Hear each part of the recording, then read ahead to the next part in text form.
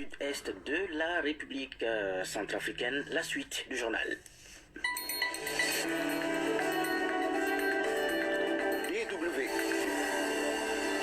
Et nous ouvrons cette édition avec cette question: que reste-t-il de viable de l'accord de paix conclu entre le gouvernement et les 14 groupes armés en Centrafrique? C'était en février 2019 à Khartoum au Soudan, alors que les principaux signataires de cet accord ont repris le maquis.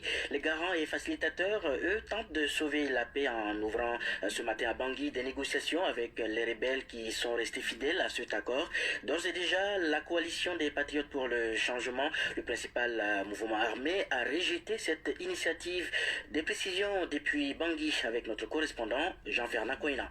À Bangui, les tractations sont en cours pour amener les groupes armés à des meilleurs sentiments. Alors que le pays attend un médiateur pour gérer cette nouvelle crise, l'Union africaine, la communauté des États de l'Afrique centrale CEEAC, cherche à sauver l'accord de paix qui est dans l'impasse. Adolphe Nayo est l'ambassadeur de la CEEAC. La reprise des armes par certains groupes qui ont signé l'accord et contre l'accord. Nous avons voulu nous entretenir avec les groupes qui n'ont pas pris les armes pour comprendre un peu leur position, et ils nous ont dit qu'eux, ils sont dans l'accord, mais sans soutenir la coalition des Patriotes pour le changement. Ils regrettent aussi que la mise en œuvre de l'accord a connu des problèmes. Nous allons continuer à perfectionner la mise en œuvre de l'accord, mais que cela ne peut pas justifier la violence pour faire tuer des innocents.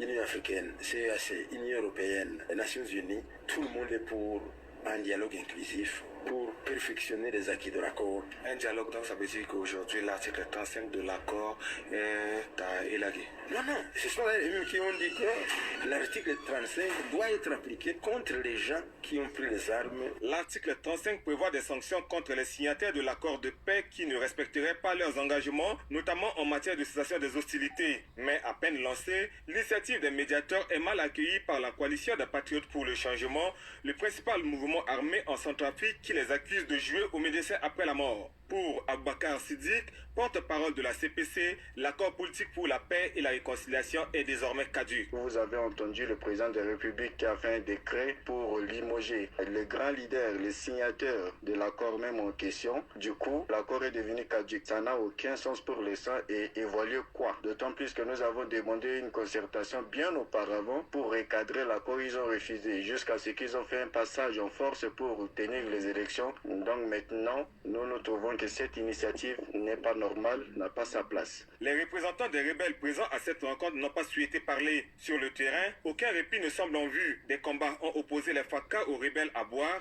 et ceux-ci poursuivent leur progression dans le sud de la Centrafrique. Jean-Fernand Koena à Bangui pour la Deutsche Welle. Oui, j'ajoute en Jean-Fernand que les rebelles de la coalition qui occupent donc une bonne partie du territoire national centrafricain occupent depuis dimanche dernier la ville de Bangassou dans le sud-est de la République centrafricaine. Et puis les violences qui sont survenues dans la période électorale dans ce pays ont poussé un peu plus de 30 000 personnes à fuir vers des pays voisins et généré des dizaines de milliers de déplacés internes. C'est ce qu'a déclaré ce vendredi le Haut-Commissariat pour les réfugiés, le Haut-Commissariat des Nations Unies pour les réfugiés, le HCR. Au moins 185 000 personnes ont fui dans la brousse et la forêt depuis le 15 décembre 2020.